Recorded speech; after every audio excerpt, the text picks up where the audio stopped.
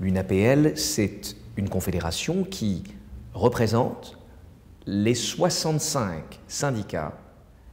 les plus représentatifs de toutes nos professions qui sont organisées, comme vous le savez peut-être, en 3 grandes familles. Les familles de la santé, les familles du droit, les familles dites du cadre de vie technique. Ces grandes familles, ensemble, composent la famille des professions libérales, des entreprises libérales, 850 000 professionnels libéraux, 1 800 000 salariés,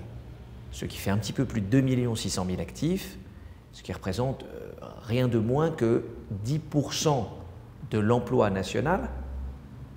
et un peu plus d'une entreprise sur 5 en France. L'intérêt principal de l'UNAPL pour les syndicats qui la composent, comme celui des vétérinaires, c'est de pouvoir porter des messages transversaux à toutes les professions libérales. Il est légitime, normal, que le syndicat des vétérinaires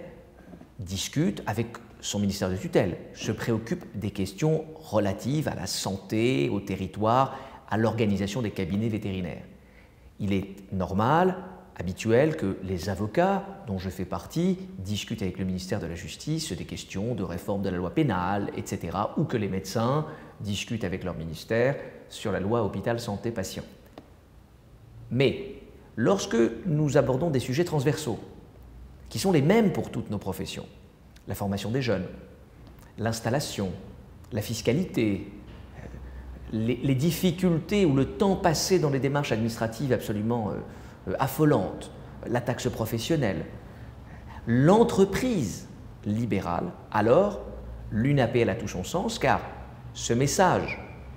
ces valeurs, ces questions fondamentales pour chacune des professions est en fait la même pour toutes ces professions. Alors évidemment, lorsque l'UNAPL va parler des retraites,